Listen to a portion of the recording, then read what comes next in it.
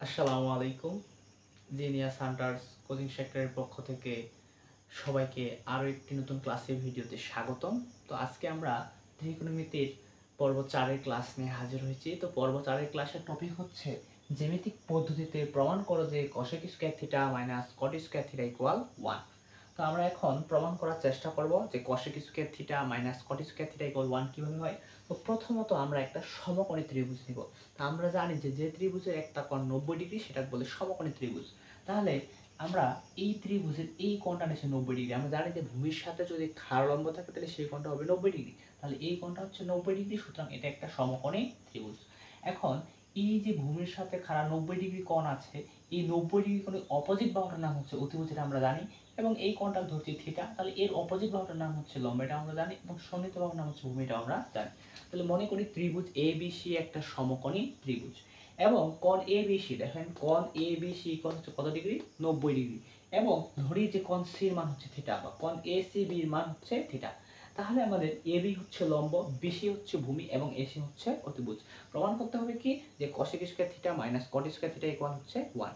তো সমকোণী ত্রিভুজের ক্ষেত্রে আমরা আগে থেকে সূত্র জানি কি যে পিথাগোরাসের উপপাদ্য মতে যে অতিভুজ স্কয়ার সমান লম্ব স্কয়ার প্লাস হচ্ছে ভূমি স্কয়ার।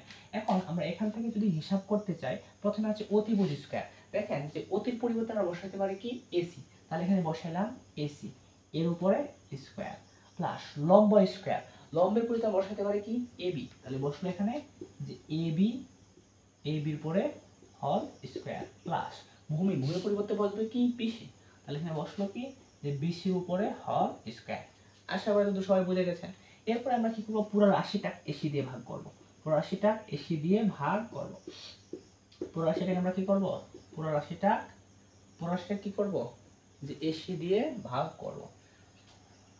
কিঞ্চিত দুঃখিত, পুরো রাশিটা আমরা এসি না, আমাদের তো প্রমাণ নিয়ে আসতে হবে যে cosec square theta minus cot square theta.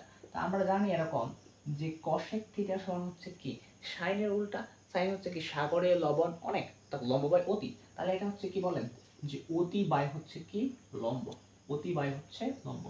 আবার আমরা জানি cot সমান কি টেরা লম্বা ভূত অর্থাৎ লম্ব উল্টা, তাহলে হচ্ছে এটা কি যে ভূমি বাই হচ্ছে কি লম্ব, ভূমি বাই হচ্ছে কি লম্ব। তার মানে আমরা পুরো রাশিটাকে লম্ব দিয়ে ভাগ করব, অর্থাৎ এবি দিয়ে ভাগ করব। আর পুরো রাশিটা কি করব, পুরো রাশিটা এবি দিয়ে ভাগ করব। তাহলে এখানে এসি কে আমরা এবি দিয়ে ভাগ করলাম, এবি কেও এবি দিয়ে ভাগ করলাম।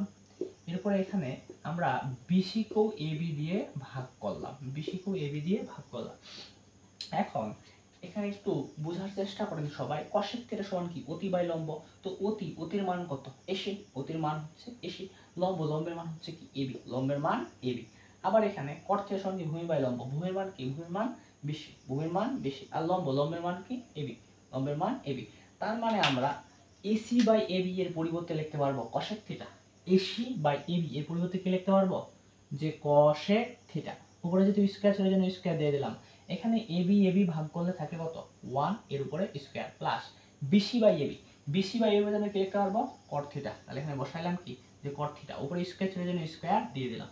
তাহলে আমাদের লাইনটা আসলো এরকম যে cosec স্কয়ার থিটা ইকুয়াল 1 এর উপর স্কয়ার করলে কত হবে 1 যোগ হচ্ছে কি যে cot স্কয়ার থিটা। এখন সবাই যদি একটু গভীর মনোযোগ দিয়ে তাকান, cot স্কয়ার এদিক ছিল প্লাস, এদিকে আসলে কি হবে মাইনাস, তাহলে হয় এরকম যে cosec square theta minus cot square theta equal হচ্ছে 1।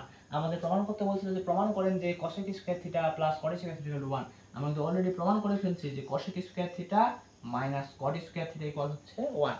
তাহলে আমি প্রথমেই যে ভুল লাইনে পাওয়ার আসছিলাম সেটা হচ্ছে কি পুরো রাশিটা অতি দিয়ে ভাগ করছিলাম, কিন্তু না, এখানে পুরো রাশিটা কি দিয়ে ভাগ করতে হবে, লম্ব দিয়ে ভাগ করতে হবে। কি দিয়ে ভাগ করতে হবে, লম্ব দিয়ে।